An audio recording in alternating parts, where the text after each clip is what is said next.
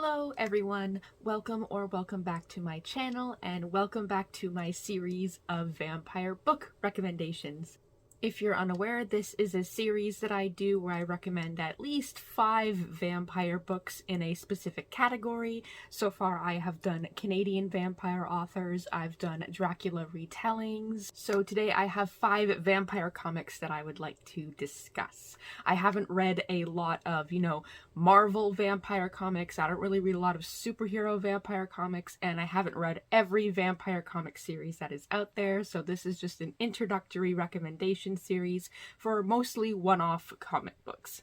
This is my shirt today. I thought that was very appropriate for discussing comics and graphic novels, and so let's get started. So my first few recommendations today are going to be adaptations of previous vampire media. Right now I have comic adaptations of movies and of books.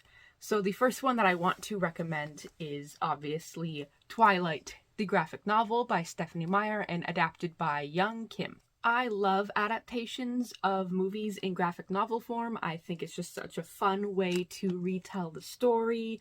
I really like the art in this graphic novel.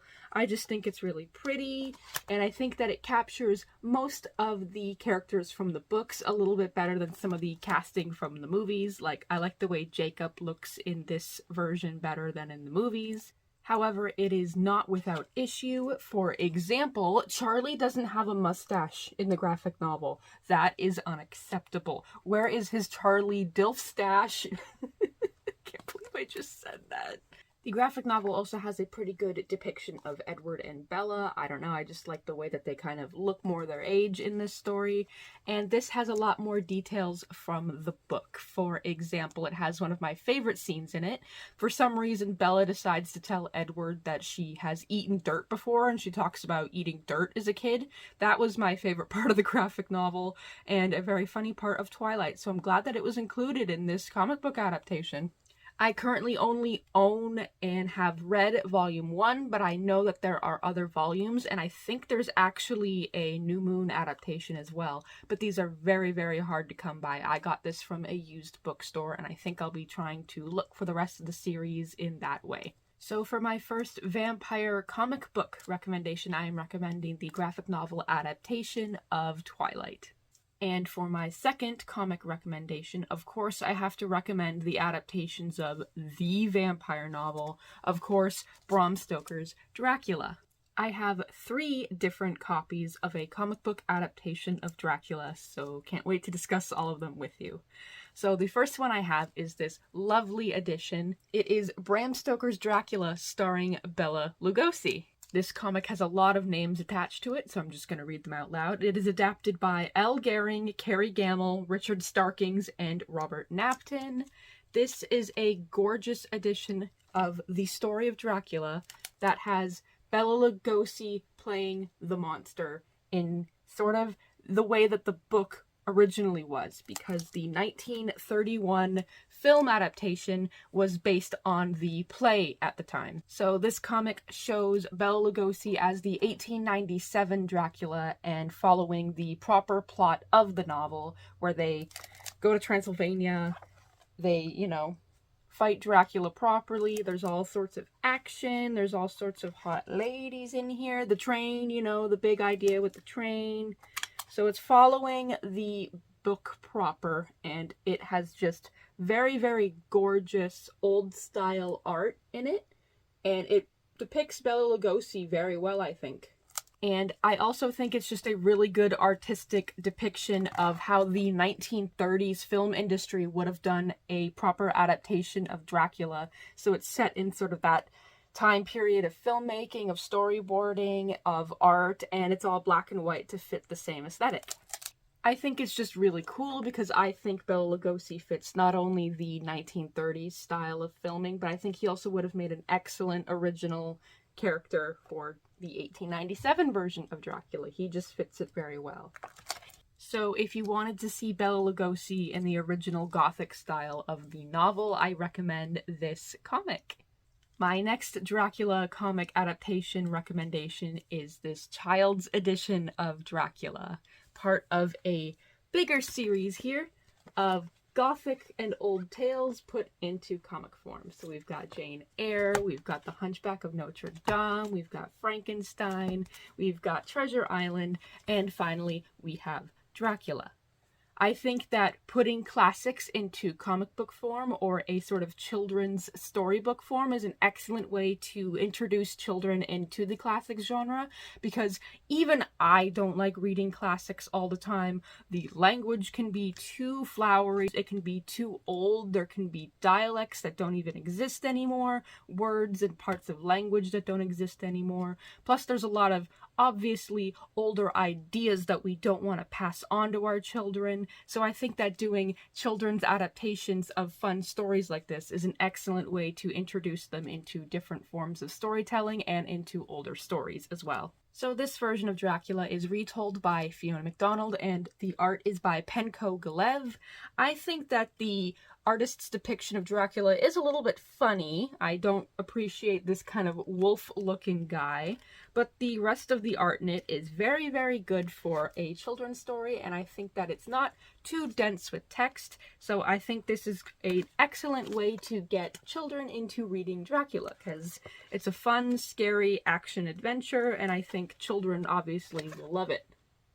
And I'm also looking forward to reading the other, gothic classic adaptations in this series. Maybe I could do a little section of a monthly vlog where I just read all of them at once and talk about them. Maybe that'd be exciting. I don't know. And my next and final recommendation for a Dracula adaptation is my oldest one, and it is also my favorite one, and it is this edition of Dracula. Once again, I'm going to have to read the names of the adapters for you. So that it is adapted by Michael Mucci, Ben Caldwell, and Bill Halliar, and it is just a gorgeous and stunning depiction of Dracula. It is my favorite one. I've had this since, I believe, 7th grade. I got it at the Scholastic Book Fair. Look at the art in this. It is incredibly stylized, very mid-2000s, but in a way where it just fits with the story, and the coloring is excellent. This depiction of everybody's character design is how I picture everybody in the original novel now. It is just such a standout in the art style. It is just so beautiful and gorgeous, and just has a lot of very incredible dynamic art in it. Like, look at the coloring on everything in the scene. It's just so nice. Like, wow, that's so pretty.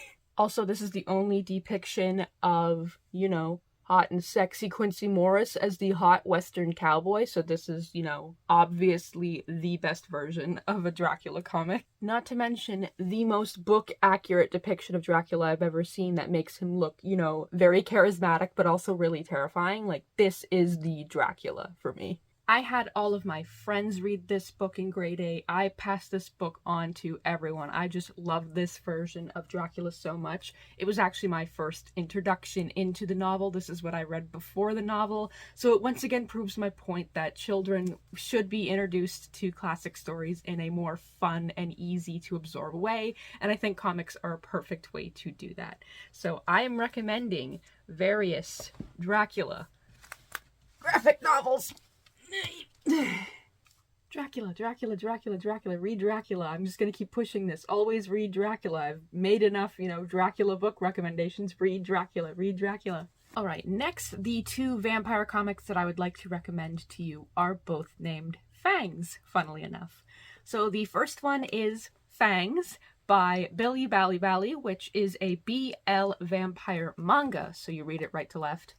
And it is about a young guy who turns into a vampire, and he gets sort of this vampire social worker slash person to help him out as he is transitioning into becoming a vampire and sort of falling in love for the first time, which I think is very, very sweet, very, very lovely. I really like the art in this manga. There's a lot of manga that has some, questionable art and questionable choices, but this one has some really, really nice art in it.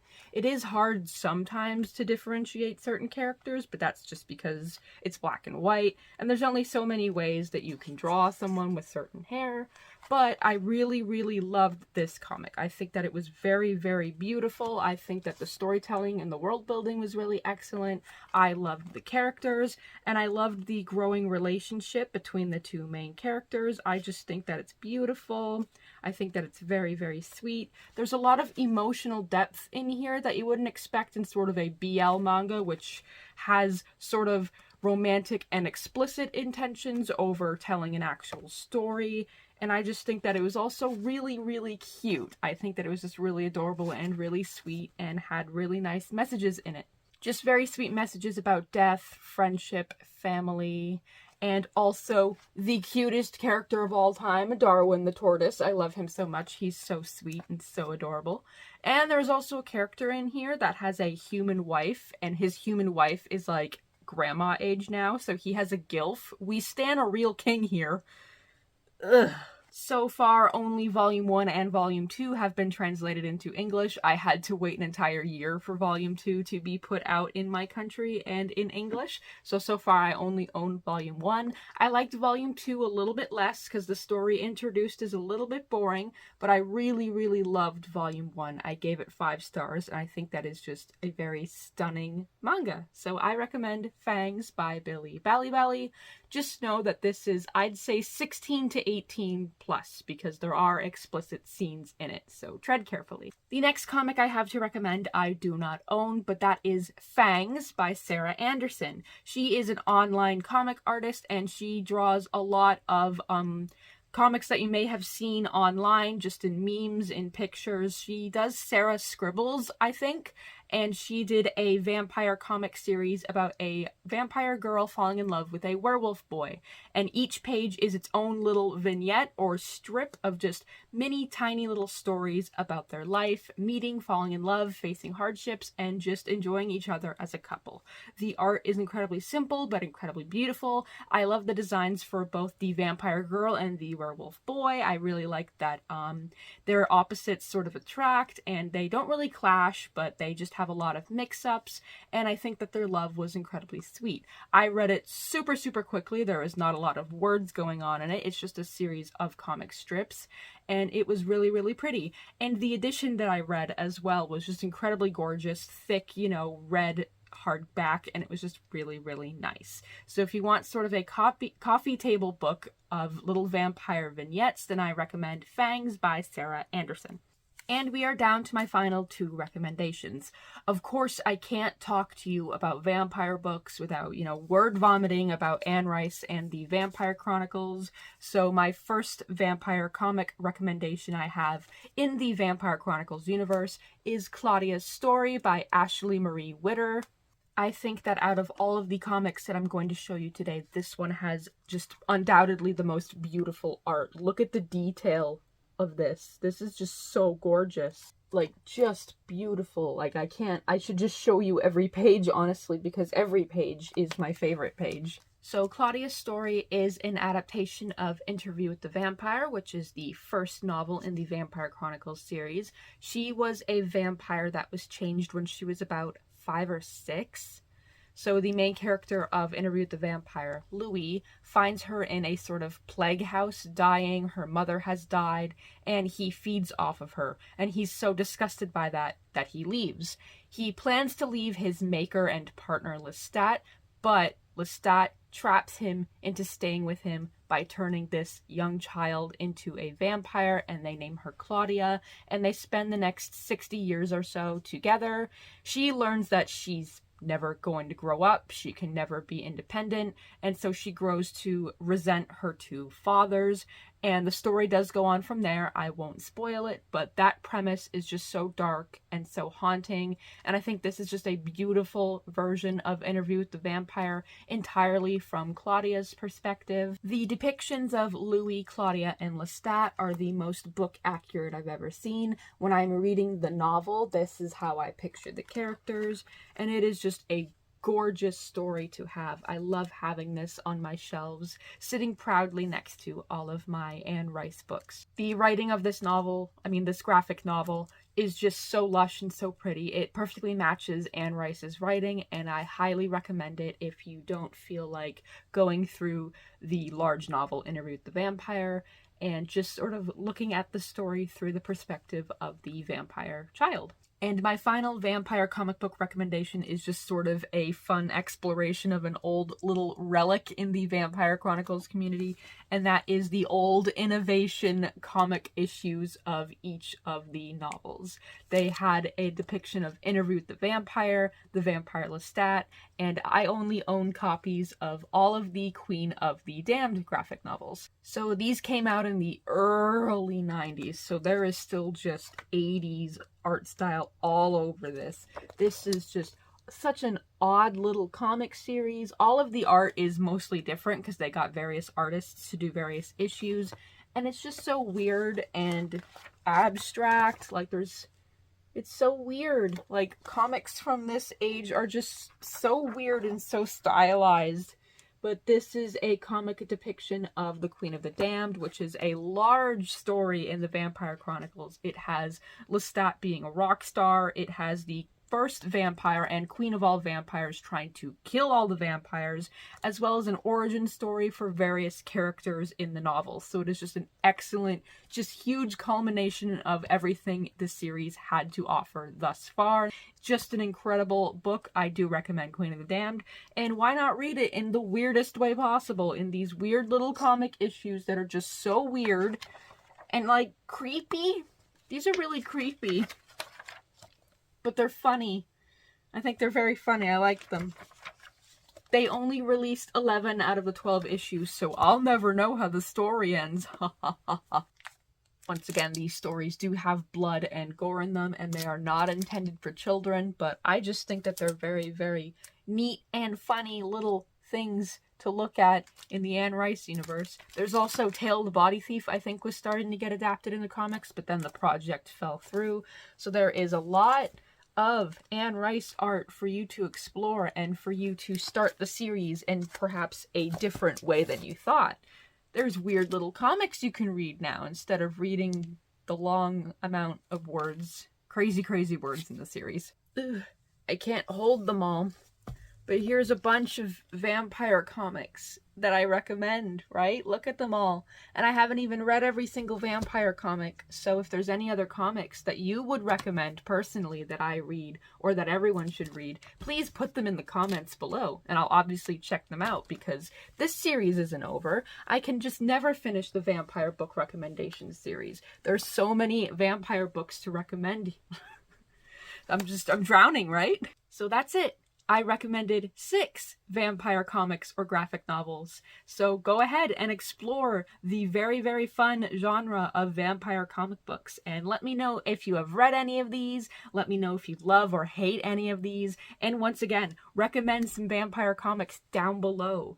I, of course, plan to continue this series. I don't know if I'll do another one on comics. It depends on how many I read in the time since. But please stay tuned for more vampire book recommendations, and stay tuned for more content on this channel.